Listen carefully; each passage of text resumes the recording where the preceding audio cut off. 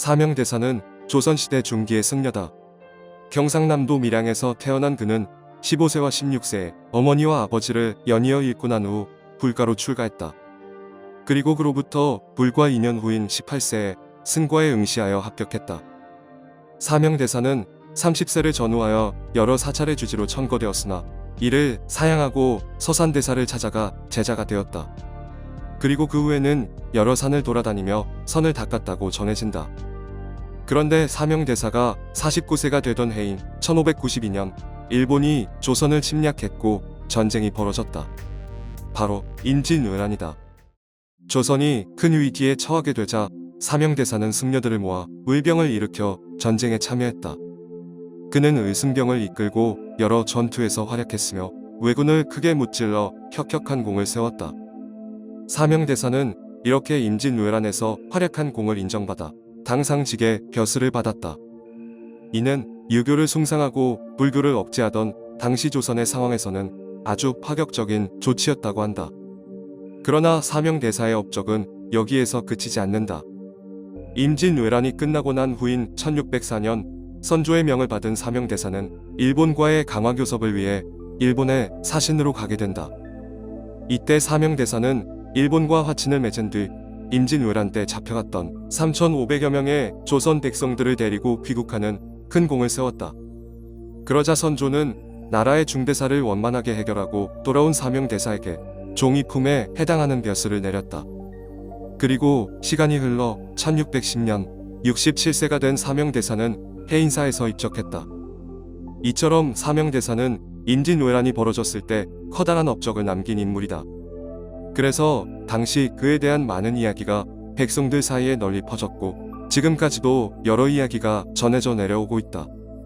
그런데 그 이야기 중 대부분은 사명대사의 비범하고 신비한 능력에 대한 내용이다. 그중 몇 가지만 살펴보자.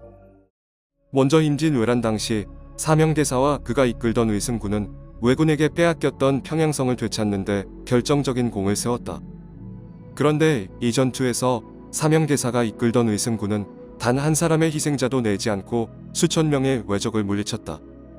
그래서 당시 왜적들 사이에서는 총탄이 의승군을 피해 달아난다는 말이 퍼졌다고 한다. 다음은 임진왜란이 끝나고 사명대사가 일본에 사신으로 갔을 때의 일이다. 일본인들은 사명대사가 범상치 않은 인물이라는 소문을 듣고 그를 시험해 보기로 했다. 그들은 사명대사가 외장을 만나기 위해 지나가게 될 길의 양쪽에 계알 같은 글씨가 적힌 병풍을 세워두었다. 그리고 그 길을 지나간 사명대사는 외장 도쿠가와 이에야스를 만났다. 사명대사를 만난 외장은 이렇게 물었다.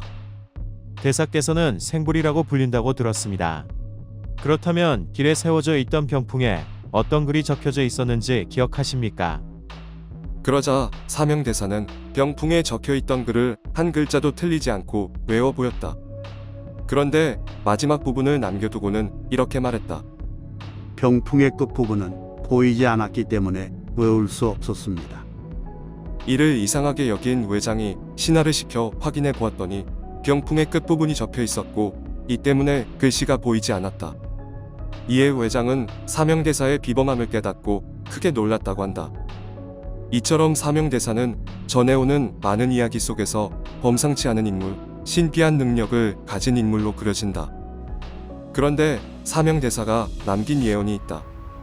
이 예언은 조선을 포함한 훗날의 우리 민족, 즉 우리나라의 미래에 대한 내용으로 사명대사가 임진왜란이 벌어졌던 시기에 남긴 것이라고 한다. 그 예언을 들어보자. 우리 조선이 지금 만국의 기운이다 하고 또한 앞으로 많은 첩경과 어려움이 따를 것이나 모든 것은 하늘의 뜻인즉 앞으로 우리 조선은 그 기운이 온 천하에 떨칠 것이다. 그러나 그것은 이 조선이 만국의 위기를 2번 더 넘긴 후 또한 나라의 기운이 다한 후 만국이 되고 또한 나라를 2번 빼앗기고 또한 우리 동족끼리 싸운 후일 것이다. 하지만 그 이후 이 땅의 주인이 될 만한 자들이 나타나고 그들은 이 나라를 지배할 것인즉 우리 민족과 나라의 운은 400년 뒤부터 트일 것이나 이상하구나 그 이후가 보이지 않으니 하늘의 기운이란 알 수가 없구나. 이에 나를 따르는 시동 하나를 시켜서 수호 가문을 만드니 암흑 속에서 대대로 삼부경을 지키고 이 나라에 있을 그 주인 될 자들을 보호하고 따르게 하니 이제 나는 죽어도 여한이 없어라. 사명대사는 예언에서 조선의 기운이 온 천하에 떨치게 될 것이라고 했다. 그러나 그렇게 되는 것은 조선이 만국의 위기를 2번 더 넘긴 다음 만국이 되고 또 그 뒤 나라를 2번 빼앗기고 우리 동족끼리 싸운 후라고 했다. 만국이란 나라가 망하는 것을 뜻한다. 사명대사가 예언에서 말한 2번의 만국의 위기는 정묘호란과 병자호란을 의미하는 것으로 해석한다.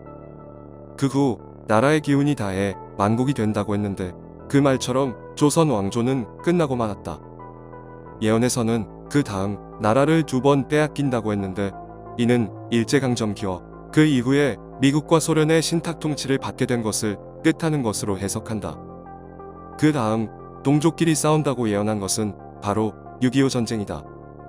그 다음 사명대사는 예언을 남긴 시점에서 400년 뒤부터 우리 민족과 나라의 운이 트일 것이라고 했다.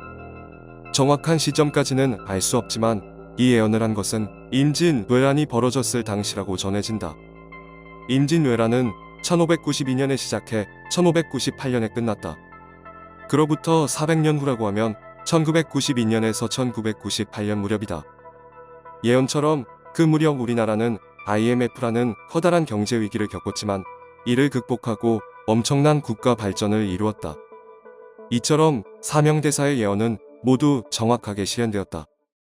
그런데 사명대사의 예언에는 의아한 부분이 있다. 사명대사는 400년 후에 우리나라의 운이 트일 것이지만 이상하게도 그 이후에 대해서는 보이지 않는다고 말했다. 과연 그 이유가 무엇일까?